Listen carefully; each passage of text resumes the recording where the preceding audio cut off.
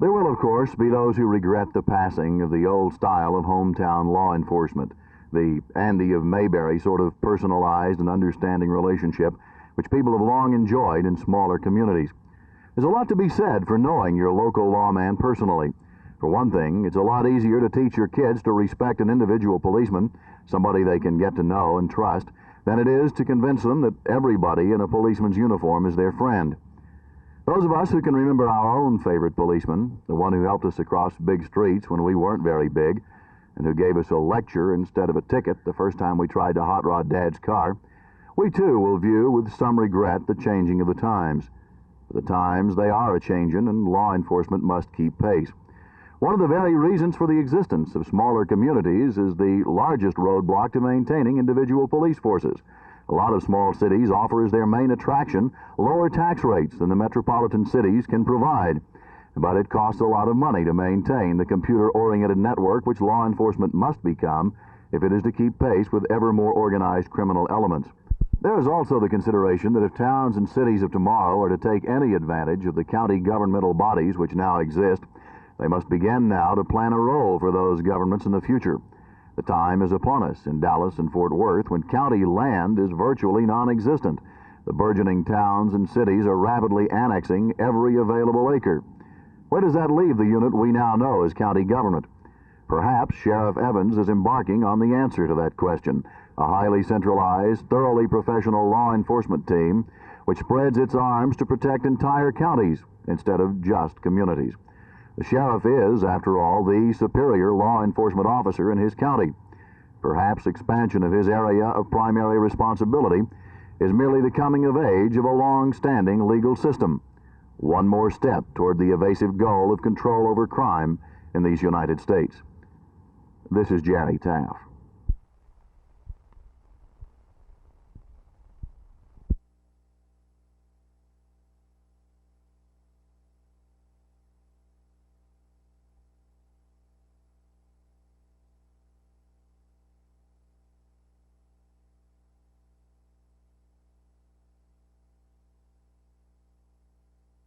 I imagine that this will last as long as the present bus company is operating the buses. They've found it uneconomical to operate on Sunday. They've lost money. Even though the city has permitted them to increase their rates, we can't force them to operate uneconomic scheduling. And so until such time as some other arrangements are made for the bus company as a whole, I'd imagine that there will be no Sunday service. When can we look forward to some other arrangements? For example, the city of Fort Worth taking over the bus company. It may be a long time yet. There currently is a mass rapid transit type study that's being undertaken, and it will be, at least 10 months before that study is completed. Unless there's some drastic deterioration in bus service between now and then, I would imagine it'd be quite a while before the city takes it over.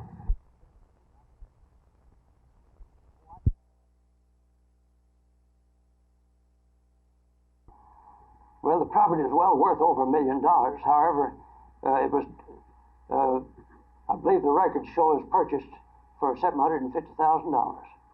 Do you think the businessmen downtown will sit by and let this transaction take place? Well, I've talked to several businessmen downtown, and they all seem to favor this location, the site. They favor this over the Leonard's complex that Yes. has previously been announced that might be a possible site? That's right. They favor it over any location been submitted to the city.